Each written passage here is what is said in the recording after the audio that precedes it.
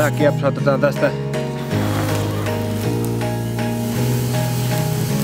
Tähän jäi yli tätä narua, niin mä teen tähän toisenkin semmosen ristisholmun. Täällä on myös nyt ollut susia.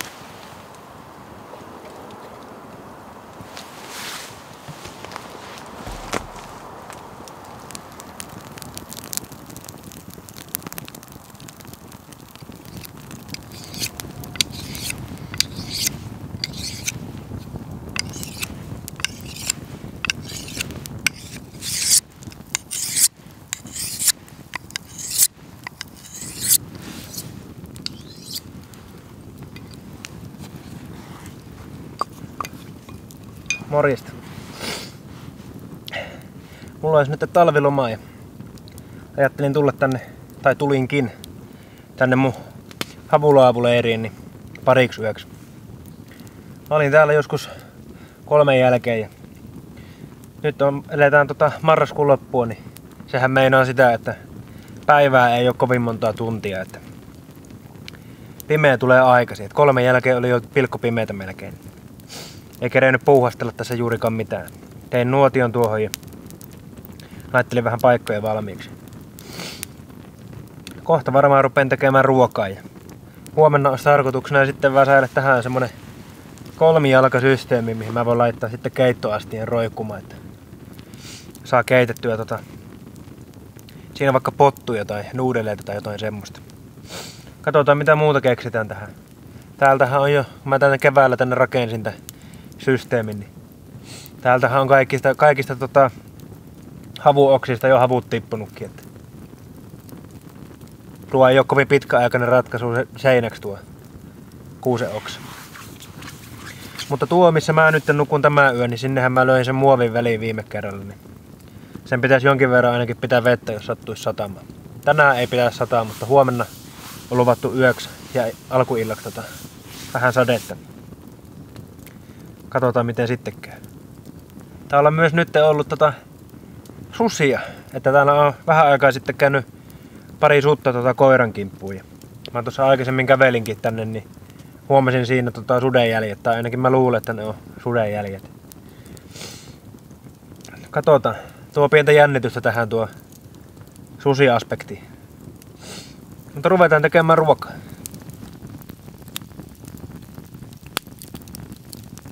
Eli mulla olisi tämmöstä vuolukanaa mukana, mitä mä paistan pannulla. Sitten pitaleipää. Laitetaan vuolukanaa tänne pitaleivän väliin.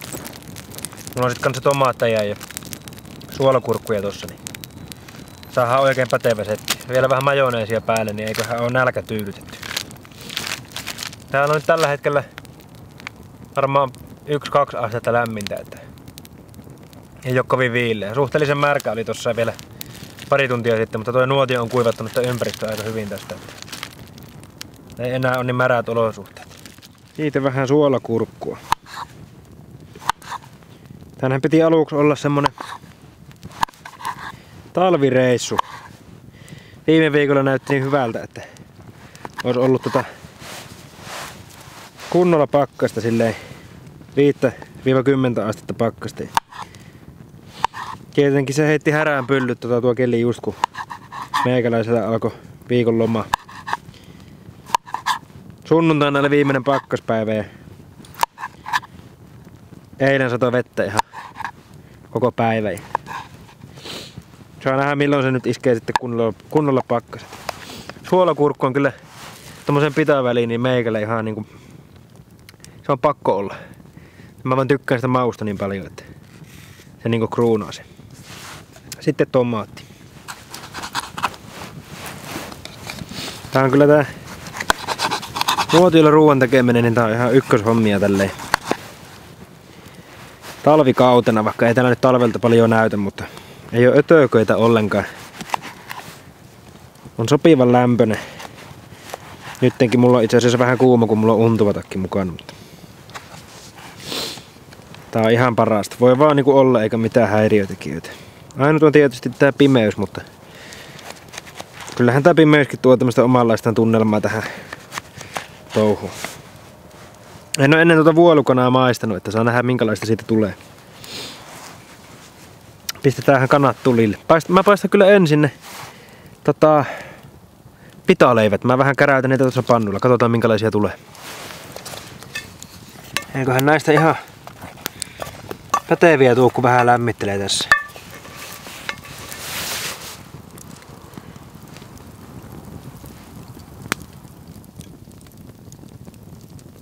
Eiköhän ne ole ihan hyviä. Vähän tuli rapsakka pintakin. Otetaan ne pois alta ja lyydään kanat tulille.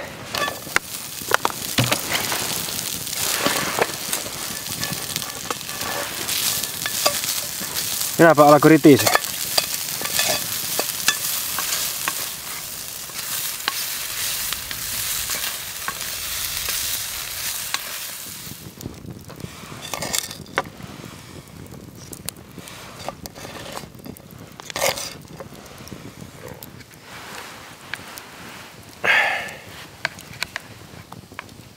Kyllä näyttää hyvältä.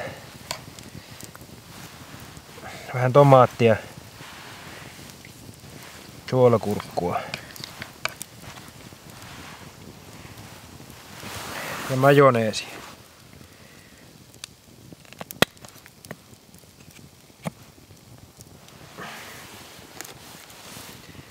Ja näin.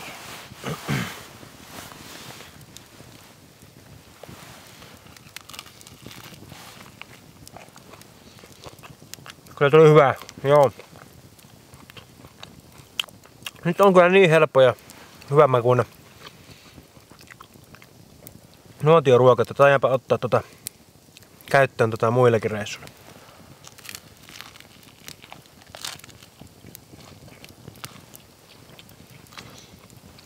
Kyllä nyt kelpaa.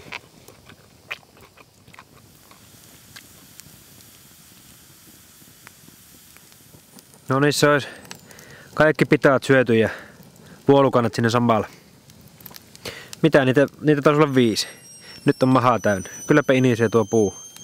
Laitoin tosiaan kuivumaan tuohon märkiä puita, mitä löytyy tuosta läheltä. Tossa on niin kuuma nyt, niin varmaan kuivuu ihan hyvin. Niin. Kaikki ruuat meni. Et täytyy kyllä laittaa testiin joka toinen kerta niin kuin se kebablihaa sitten kanssa tuonne väliin. Ja vaikka jollain eri soosilla. Todella hyvää. Suosittelen kyllä kokeilemaan kaikille tuota pitaleipäsettiä.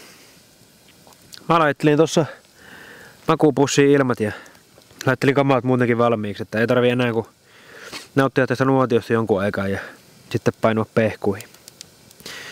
Kaikki on valmiina, niin aika varmaan ottaa tämmönen triple harhahoppi asennusolut. Tämähän on tää triple tämmönen belgialainen luostariolut. Eli jotkut munkit on varmaan tän tehnyt. Reittausblogi lukee kyljessä, eli reittausblogihan on semmonen blogi tuolla netissä, mikä tekee olutarvusteluita, ja siellä sitten kanssa on ohjeita, miten aloittaa kotioluen valmistaminen itse, jos jotain kiinnostaa. Että varmaan tehty reittausblogin kanssa yhteistyössä tää tripeli.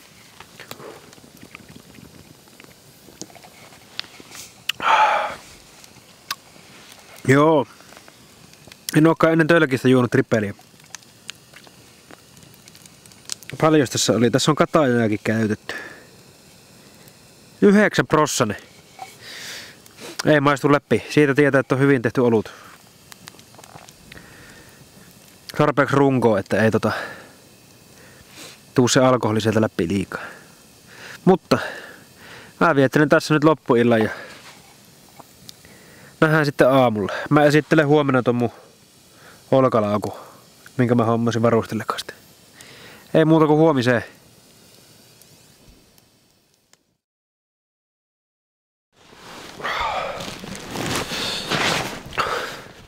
Huomenta.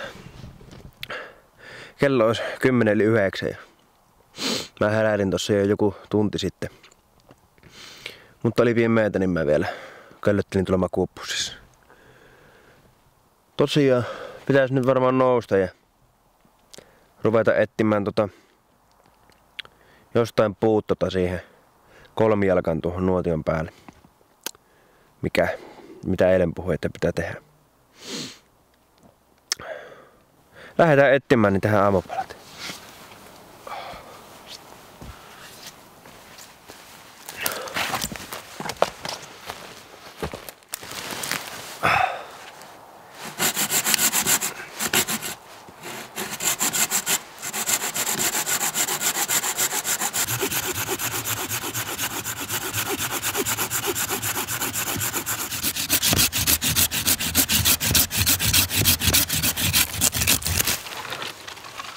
Siinä olisi 3 puuta nyt otettu jo.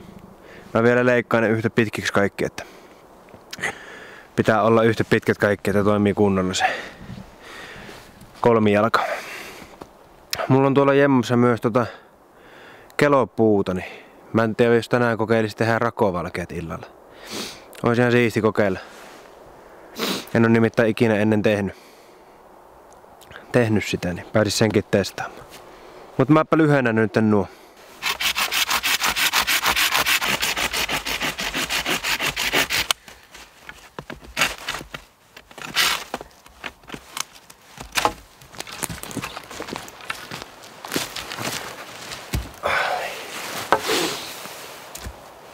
Tämän kolmijalahan pystyy tekemään parillakin eri tavalla. Mä voin näyttää molemmat, että tää ensimmäinen on tämmönen, että tää on tämmönen nopeampi. Että jos nopeasti pitää saada tää kolmijalka kasaan, niin tää on silloin hyvä ja toimiva. Eli tosi simppeli. Laitetaan nää vaan tälleen nippuun. 3 nippua. Sitten ei ole oikeastaan väliä, että millä solmulla tän laittaa kiinni, että mä nyt teen tämmösen umpparin tähän.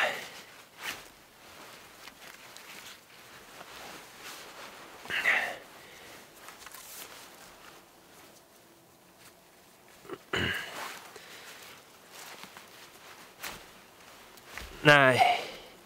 Sitten valitaan ihan sama mikään näistä puista. Et mä otan nyt tän. Tää kiepsautetaan tästä kerran ympäri.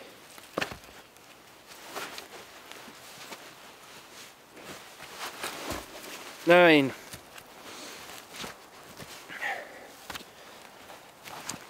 Sitten vaan laitellaan oikeaan asentoon kaikki kepit. Siinä on. Meillä on kolmijalka. Tää on kaikista helppoa, mutta tää ei kestä kuormaa niin paljon. Että se on se toinen sit, minkä mä kohta näytän, niin se on sit semmonen enemmänkin, että voi käyttää majoitteiden tekoon ja muihin. Että se kestääkin sitten paremmin, se on paljon jämäkämpi. Mutta tää on tämmösen pikku ruoanlaittoon tai muuhun, niin oikein pätevä. Tää onkin sitten vähän enemmän aikaa vievä solmu. Tää aloitetaan silleen, että tänne reunimmaiseen puuhun ei ole väliä, että minkä solmu tekee, mutta semmonen, että se siinä pysyy.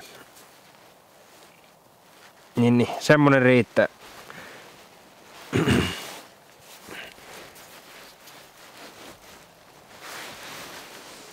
Noin, se pysyy siinä. Ja nyt me ruvetaan kierittää tätä tästä ympäri, eli mä veen tän 4 kertaa tästä ympäri ja katsotaan, että nämä menee nätisti nämä narut vierekkäin. Kiristetään. Ja tässä näitten pitää olla tälleen vierekkäin näitten puitteet, että ei saa mennä päällekkäin. Pyritään siihen ainakin, että ne olisi vierekkäin.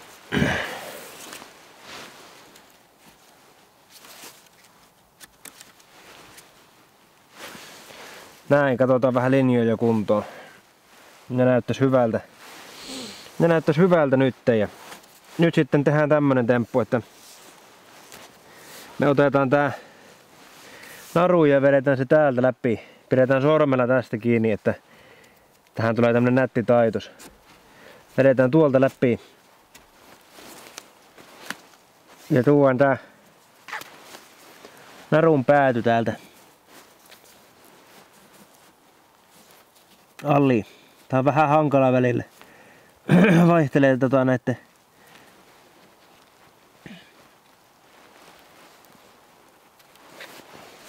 erilaisten puitten kanssa, että minkä muotoinen se puu on, mutta tuolta tuo läpi tuo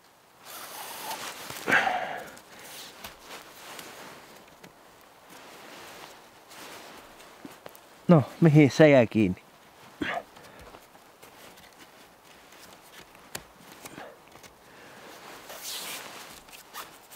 Kiristetään ja sitten me tehdään tuo samaa uudelleen. Noin.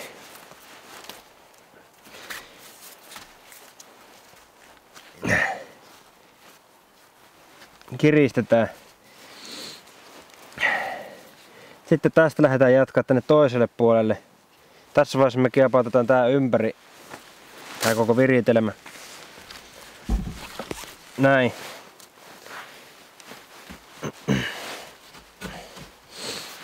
Tuo se tänne puolelle.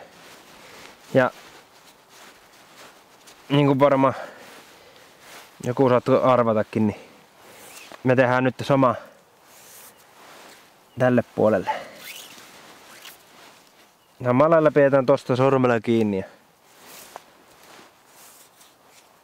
tuon tää pää täältä alli. Näin. Kiristetään. No, toisen kerran.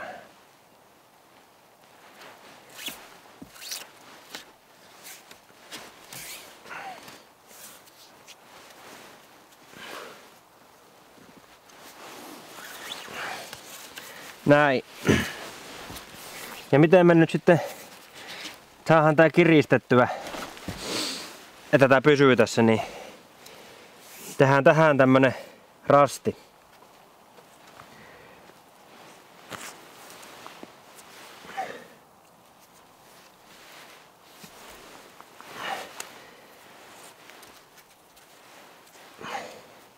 Tähän tämmönen rasti ja me vedetään nyt tätä naru tuolta alitoon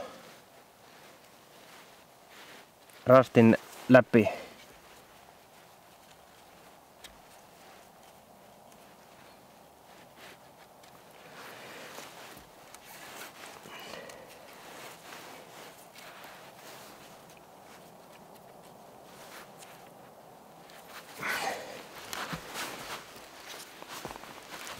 Ja kiristetään oikein kunnolla.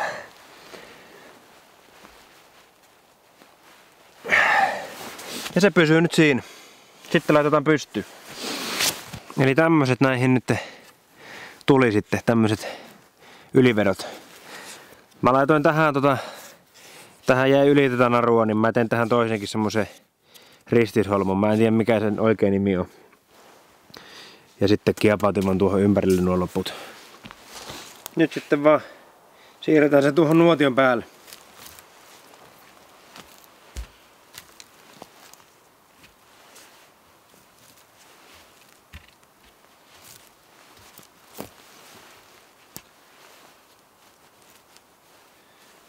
Aika hyvää tuli.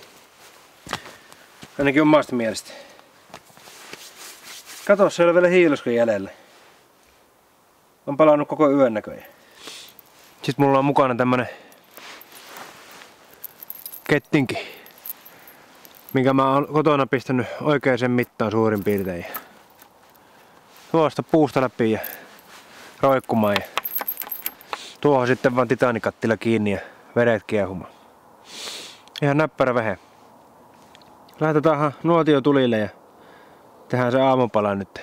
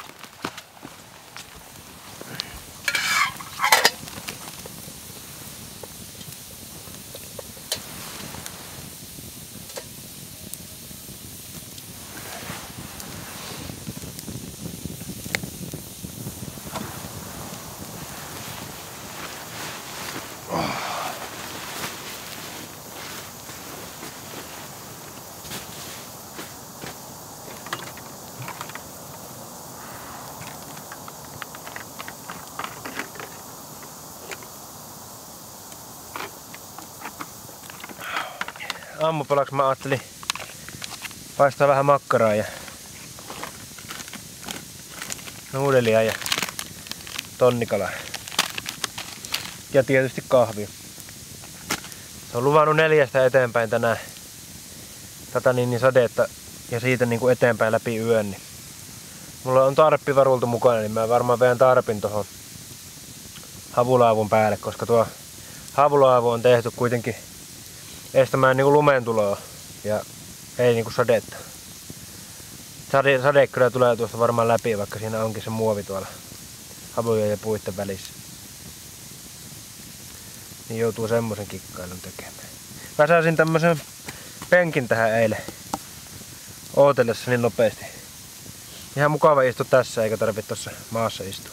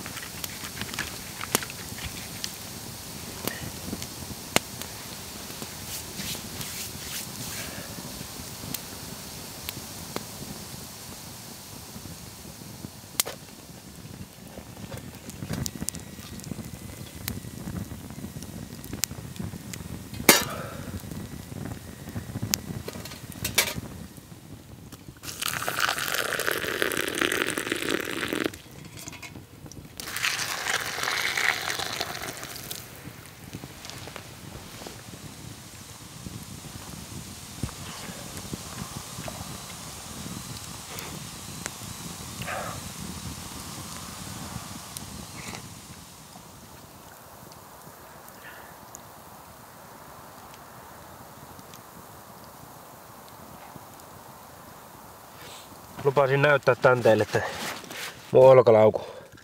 Ja tää on Suomen puolustusvoimilta ylijäämälaukku. Hommasin varustelekaasta tän. Ja olisiko tää joskus vuonna 1940 ollut käytössä. En mene sanomaan mitään, koska en oo ihan varma nyt. Mut kuitenkin vanha tää on. Maksoi ihan muutama euro. Mulla on tossa narupussi kiinni nyt tällä kertaa tässä sivussa. Ja sitten täällä sisällä on kaikkea.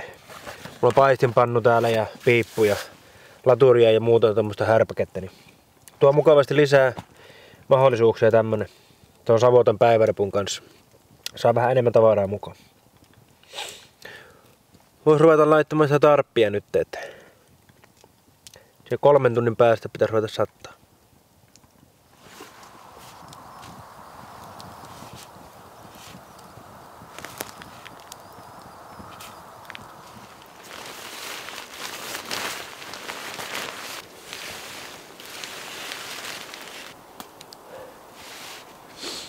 No niin, nyt on tarppi kiinni. Jouduin vaihtamaan tuota puuta tuossa, mutta ei se mitään.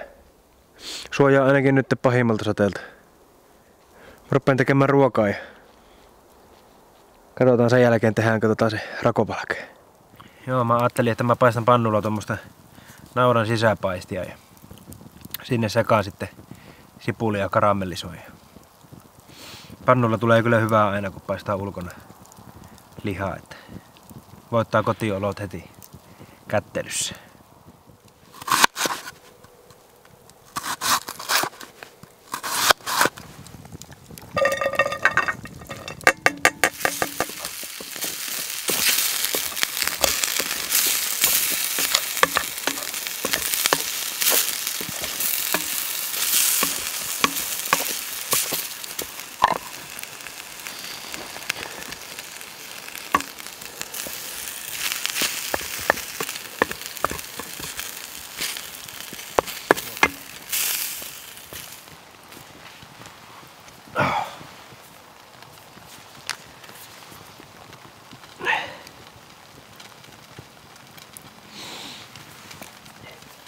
Mä ajan kohta vähän lähemmäs ne rakovalkeapuut tosta. Sillä aikaa kun tää jäähtyy tää ruoka, niin haen ne tuohon lähelle. Niihin on moottorisahalla tehty onneksi valmisteluita vähän, niin ei tarvii ruveta nyt tässä kikkailemaan. Sillä alkoi just satamaankin, niin kunhan sais ne tuleet mahdollisimman nopeasti, niin vois vaan sitten fiilistellä tossa laavun alla.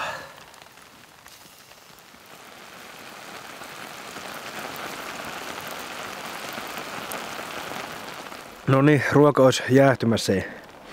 Mä siirrän ton kolmiolan tosta pois ja rupean väsäämään sitä rakovalkeata.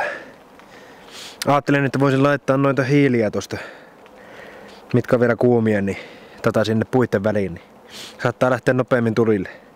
Varsinkin kun on varmaan vähän märkiä nyt ne puut, kun on satanut jonkun aikaa. Ruvetaan tuusaan.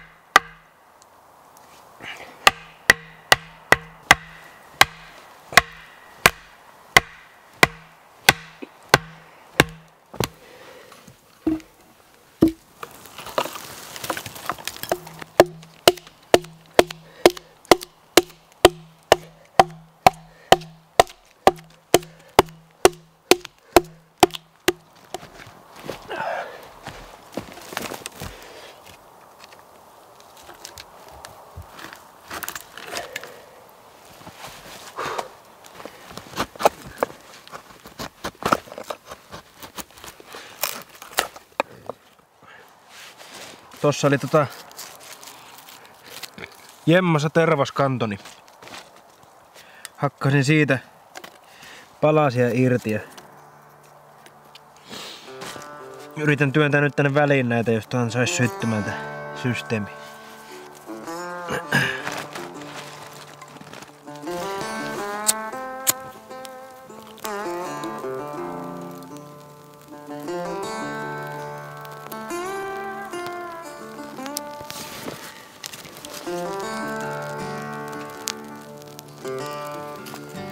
mulle puuttuu nyt kokonaan tää toinen puoli.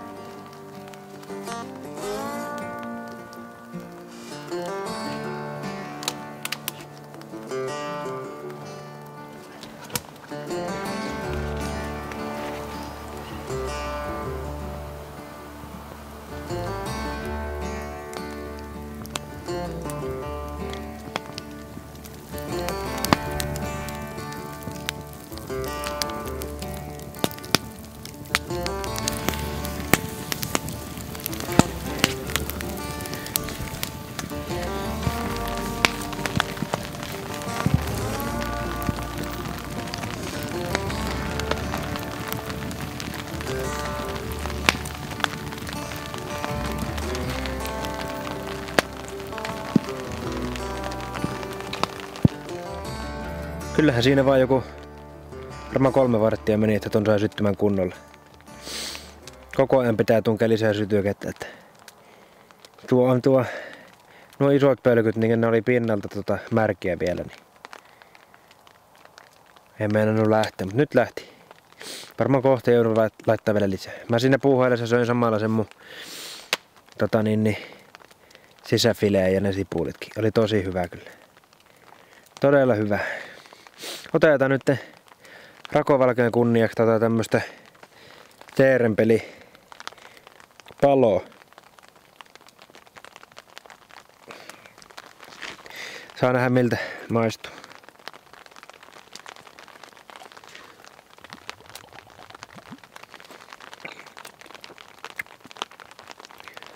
On peated cherry. Hyvä englanti. Peated sherry.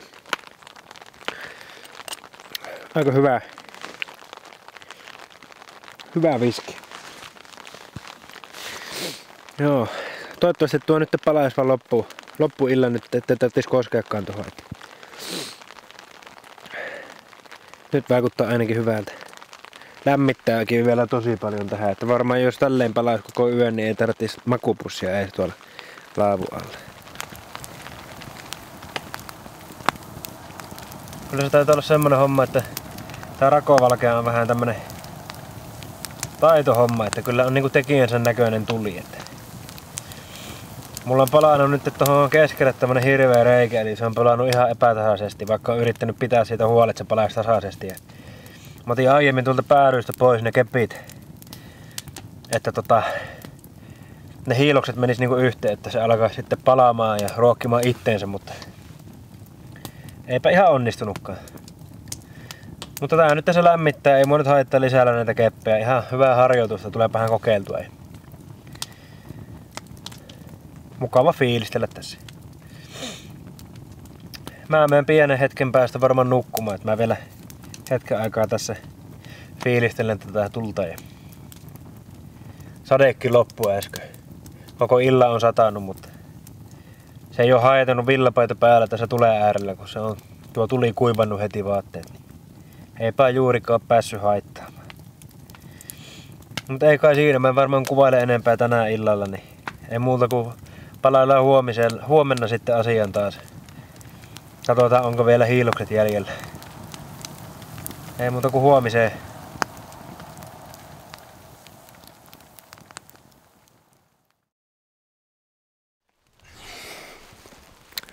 Huomenta. Kello on nyt 7:30 ja mä heräilin joku puoli tuntia sitten tuosta vesisateeseen. Mulla oli yöllä mun kengät tuossa mun makualusta vieressä, niin enköhän mä en ollut törkännyt tuohon vesisateeseen, niin nyt on sitten märät ja kylmät kengät jalassa. Täällä on varmaan jotain lähemmäs 0 astetta lämmintä, kun tuntuu näin kylmältä, niin kuin muutenkin. Mä en jää nyt tekemään tähän mitään aamukahveja, että en rupea kiusaa itteeni, että tässä on kaikki ihan märkinen. Ei tässä nyt ole mitään mieltä jää tähän märillä puilla ja vesisateessa ja näin kikkailemaan kahveja. Että niiden märkien puitten harjoitukset on sitten joskus toista. Niitä en rupea nyt harjoittelemaan kameran kanssa varsinkaan vielä tässä. Joo, mä lähden nyt autolle päin. Niin kiitos jos katsoit videon tänne asti. Ja mieti jos haluat vaikka tilata kanavaa, että auttaa paljon se tilaus. Käyhän tsekkaamassa kanssa Instagramista Piippomiehen matkassa, sinne tulee aina kulissien takaa materiaalia. Ei muuta kuin nähdään taas seuraavassa videossa. Morjes!